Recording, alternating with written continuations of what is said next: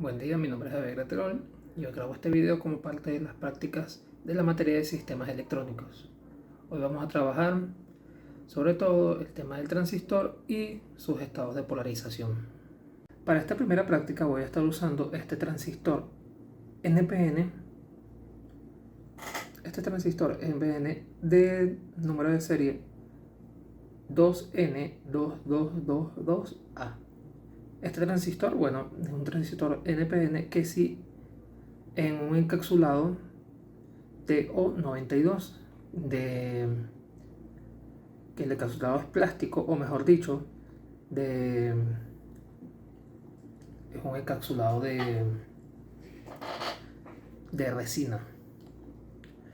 De esta forma, según el datasheet que colocaré aquí a la derecha, podemos identificar los pines. Mirándolo de frente, es decir, con el lado plano de frente, tendremos del pin 1, o mejor dicho, el pin que esté a la izquierda, mirándolo de frente, sería nuestro emisor. El pin del medio, comúnmente siempre va a ser la base, y el tercer pin sería el colector. Ahora pasemos a las mediciones.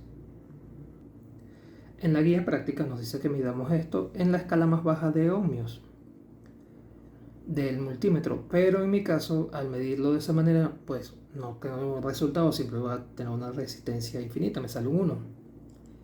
Pero en este caso, bueno, lo haré en el modo diodo para obtener un resultado válido. Primero comenzaremos midiendo nuestra resistencia base colector. Como estamos trabajando con un transistor NPN, vamos a medir usando la parte positiva en la base y nuestra parte negativa en el colector. Y tendremos una resistencia muy baja, en este caso de 0.079. Si lo hacemos de forma inversa, es decir, nuestra punta positiva en el colector y nuestra punta negativa del otro lado, pues nos marcará 1 o en algunos multímetros o L, o sea, el lazo abierto, que nos indique que hay una resistencia infinita, que no está circulando corriente en esta dirección. Ahora vamos a medir nuestra unión base-emisor. De esta forma, bueno, aplicaríamos lo mismo y veríamos resultados similares. Con la punta positiva en la base y con la punta negativa en el emisor, nos traemos una impedancia muy baja de 0.79, casi 0,8. Y si lo invertimos, pues nos encontraremos con una impedancia infinita o simplemente muy alta, es decir, que no está conduciendo corriente en este sentido. Es importante resaltar que esto se debe a que básicamente un transistor son dos diodos trabajando en conjunto con una base común que sería un cátodo común que sería la base. Ahora miremos nuestra unión emisor-colector. Si nos damos cuenta, ya que en este momento no se encuentra polarizado, pues la resistencia sería infinita en ambas direcciones, ya que para que ellos puedan conducir, tienen que encontrarse en su zona activa o en su zona de saturación. Y bueno, este experimento se debería realizar también con un transistor PNP, del cual no cuento físicamente actualmente con uno. Pero cabe destacar que en este caso pues obtendríamos medidas similares, ya que nuestra parte común, en vez de ser la parte P, sería una parte N, básicamente. Al colocar nuestro multímetro en nuestra parte positiva en la base y la negativa en cualquiera, ya sea emisor o colector, pues conseguiríamos pues una impedancia infinita. Y al hacerlo al inverso, obtendríamos una impedancia muy baja, ya que se comportan de forma, se podría decir que inversa. Ahora, para la siguiente actividad, tenemos este circuito que se nos pide armar para así mismo ver de forma gráfica y visual las zonas de trabajo las áreas de trabajo de nuestro transistor. Es decir, poder visualizar en qué momento se encuentra en corte, en qué momento se encuentra en su forma activa trabajando como un amplificador, o en qué momento se encuentra trabajando en saturación, trabajando como un interruptor abierto. Ahora, en el circuito original se nos pide conectado un potenciómetro a su vez a una resistencia de 330 ohmios. Yo la cambié por una muchísimo más grande de 150.000 ohmios. ¿Esto por qué? Porque al momento de simularlo de esa manera, la corriente que me llegaba a la base era tan alta que saturaba directamente el transistor, y no había una forma de regularlo con el potenciómetro que trae de base esto. Entonces tengo aquí una conexión a un potenciómetro de 5000 ohmios y una resistencia fija de 150.000 ohmios. Como lo vemos aquí ya trabajando en ejecución, tendríamos 10.5 microamperios en la base, y en el colector estaríamos viendo 2.37 amperios, y asimismo el voltaje en mi colector emisor sería de 9.63 voltios. Si aumentamos esto a 20 microamperios, ¿qué vamos a ver? Bueno, lo más cercano que podemos ver aquí serían 20.3 microamperios. ¿Pero qué notaríamos? Bueno, notaríamos que en este momento, tanto en el anterior como en el actual, estaríamos trabajando en la zona activa del transistor. Con 20 microamperios, la corriente en el colector sería de 4.49, notamos un aumento. Y el voltaje entre el emisor y el colector sería de 7.51 voltios, se disminuyó comparado al anterior. ¿Y qué pasa si seguimos aumentando esto? Si llegamos a 30, pues nuestra corriente en el colector aumenta y el voltaje disminuye. Si seguimos aumentando esto, por ejemplo a 40, nos mantenemos dentro de ese mismo rango. Aumenta a 8.49 el microamperios, el miliamperios en el colector, y sigue bajando nuestro voltaje. Pero ¿qué pasa si subimos a esto? Cuando nos acercamos a los 50, por ejemplo el 50, ya tenemos una corriente bastante considerable de 10.5 amperios y un voltaje microamperios y un voltaje de 1.5 voltios entre colector y emisor. En este punto, donde ya tenemos un voltaje tan pequeño y nos estamos acercando a los 12 miliamperios máximo que nos dice el datasheet que soportarían la amplificación nuestro transistor, si seguimos aumentando este número, nos daremos cuenta que ya a partir de los 50 nos damos cuenta que a partir de los 50 microamperios este voltaje baja de 1 voltio, de 1.3.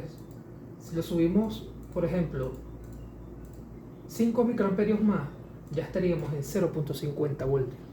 Es decir, que ya nuestro transistor no está conduciendo voltaje y se estaría comportando como un interruptor abierto, es decir, llegamos a la zona de saturación. Todos estos datos los tenemos anotados y escritos bien específicos en el trabajo, en el informe, junto con la gráfica de cómo se comportan. ¿Qué veríamos en la gráfica? Bueno, veríamos primero en la parte activa, de los 10.000 amperios en adelante, de los 10 microamperios en adelante en la base, notaríamos una línea recta, y luego cuando nos acercamos a la zona de saturación, la pendiente cae a cero y nos encontramos con una línea horizontal que sería prácticamente una asíntota del trabajo del transistor. cuando ya entre en saturación. En la siguiente parte de esta misma actividad se nos pide trabajar esto, acercarlo en 50, dejarlo en la zona cercana de 50 microamperios. Este punto es lo más cercano que podemos alcanzar en este caso, como estamos viendo, sería de 49.80 microamperios, y ver cómo se comporta con temperatura. Pese a que estamos en un entorno de simulación, la temperatura se puede modificar de todos modos. De forma base, Proteus trabaja entre 25 y 27 grados para tener siempre una referencia estable para todos los componentes. Pero la temperatura es algo que podemos modificar. Si nos damos cuenta, aquí en 50.3 microamperios tenemos un voltaje de 1.58 y una corriente de 10.4 miliamperios. Teniendo en cuenta que estamos aquí en una zona de... como estamos trabajando cerca de la zona de saturación, que viene ahora. Bueno, ahora lo que podemos es modificar esto a través de un pequeño comando, donde ponemos manipular T y le damos un valor. En este caso yo voy a dar un valor exagerado de 200 grados para poder notar una diferencia crucial, porque así como lo presento en el informe, modificando de 25 a 100 grados es muy poco, pero en este caso si lo subimos hasta 200 grados, que técnicamente estaríamos ya quemando que ya nos estaríamos muy cerca de quemar o ya prácticamente quemando el transistor, nos podemos dar cuenta que a una temperatura de 200 grados aumenta la corriente en la base, pasamos de 50 a 52.3 microamperios, y ya estaríamos saturando el transistor. Eso es porque ellos son elementos reactivos. El transistor es lineal, si tú lo analizas, se comporta de una forma lineal a una temperatura específica, pero al final, él internamente, al estar conduciendo energía, una parte de ella se va a perder en calor, y ese calor va a modificar estos números. Él es sensible al ser sensible a la temperatura, pues vamos a notar estas pequeñas variaciones. Así como podríamos ver ahora mismo, si antes fallaba antes se saturaba en 55 miliamperios, en microamperios, ahora básicamente estaría saturando cercano a los 50 si modificamos. Ahora continuamos con la siguiente actividad. Ahora vamos a trabajar y estudiar el transistor como un switch. Al colocar un interruptor abierto entre el colector y la base, básicamente a la hora de ejecutar notaremos que entre nuestro colector y emisor estaríamos teniendo un voltaje de 12 voltios, pero no estaría circulando corriente a través del transistor. ¿Por qué? Porque como el transistor es un dispositivo controlado por corriente, este tipo de transistores bipolares BJT son controlados por corriente. Al no existir una corriente entre la base, pues él estaría trabajando como un interruptor abierto. Aquí yo tengo una duda, francamente, sobre qué debería pasar al momento de yo cerrar el switch, porque aquí por lo que veo tengo una corriente de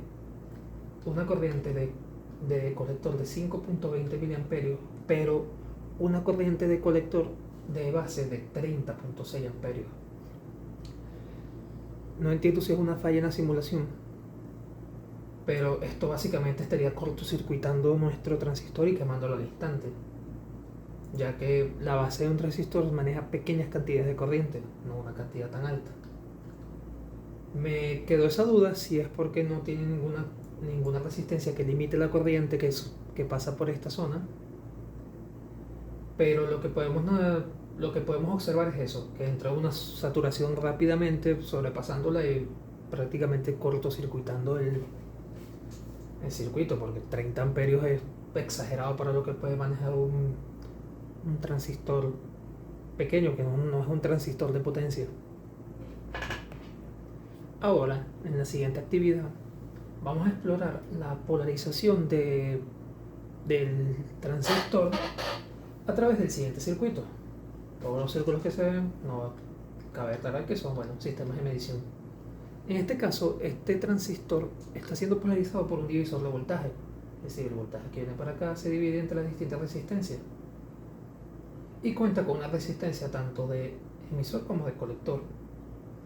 Y las distintas resistencias. Al simularlo, podemos determinar cómo está trabajando al ver 21.6 microamperios en la entrada de la base y en el colector 4.5 miliamperios y el voltaje entre el colector y el emisor 7.45 voltios. Podemos determinar que en este momento el transistor se encuentra trabajando en su región activa, es decir, está actualmente trabajando como un amplificador.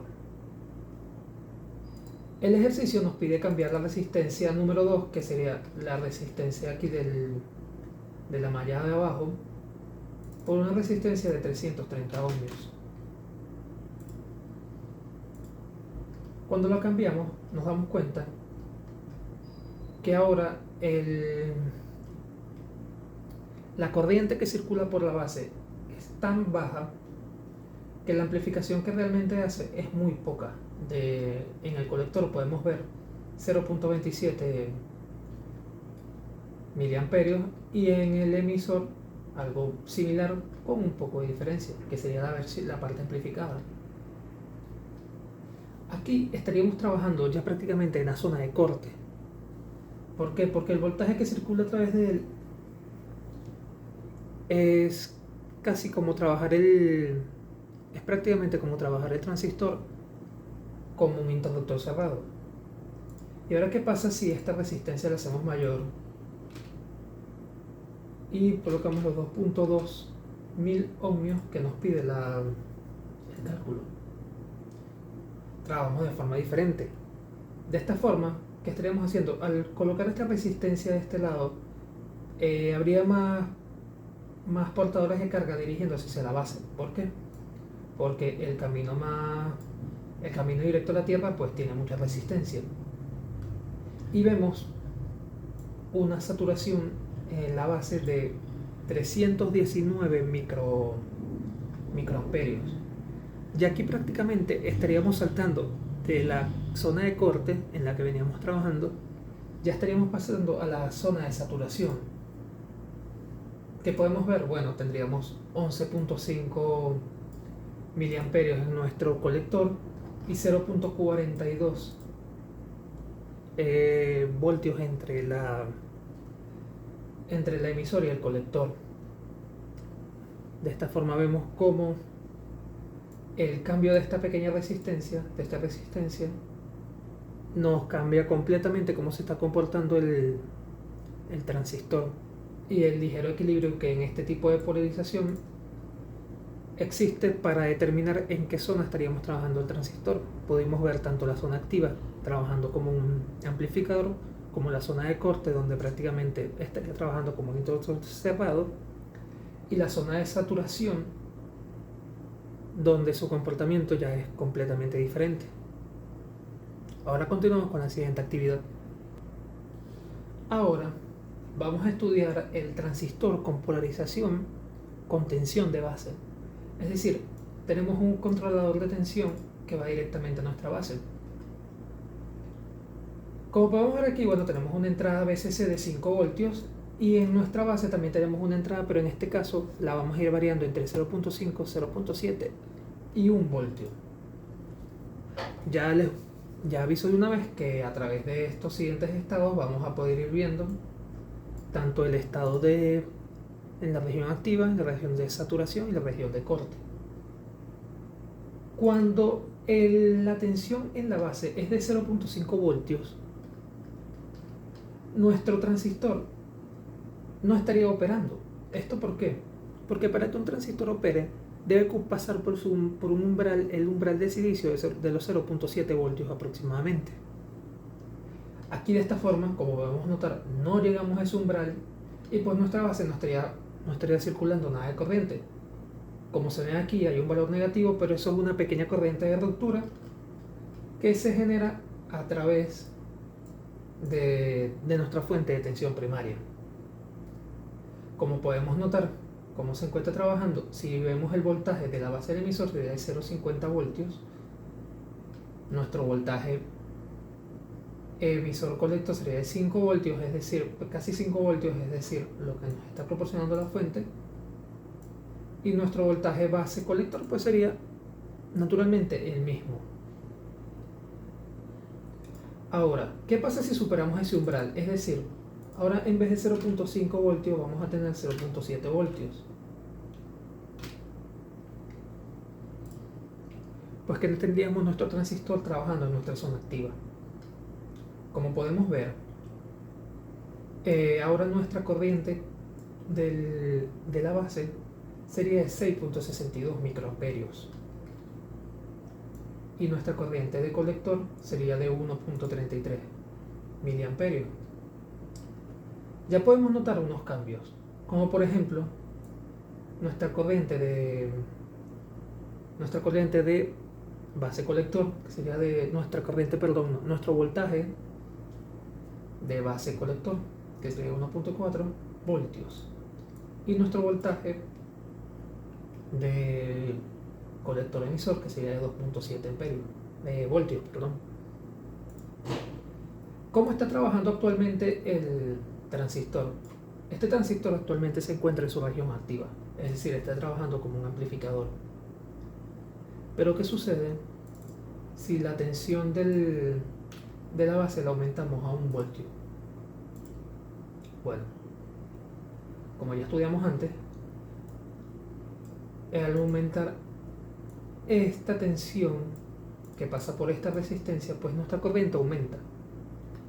Y ahora tendríamos 56.6 microamperios, lo que nos dejaría ya este transistor trabajando en su zona de saturación. Ya tendríamos un transistor completamente saturado. Ahora, a la hora de hacer los cálculos los cálculos analíticos de esta actividad, los resultados son muy similares, pero varían ligeramente. ¿Por qué? Porque como pudimos ver acá, tenemos prácticamente 3 resultados diferentes para nuestro voltaje de base emisor, y de la misma forma 3 ganancias diferentes, 3 valores beta diferentes para los cálculos. En los cálculos analíticos estaríamos tomando básicamente un beta estándar, para una ganancia estándar para todos los estados del transistor, que sería de 250, y un voltaje base emisor también estándar, que puede ser 0.65, 0.70, para todos los cambios. Pero como podemos ver, dependiendo del estado y de la polarización del mismo, estos valores varían, así dejándonos actualmente los valores que se verán descritos en la tabla del análisis. Y bueno, ya con esta práctica podemos ver de una manera muy gráfica el comportamiento del transistor y sus diferentes estados de polarización. Esto es todo.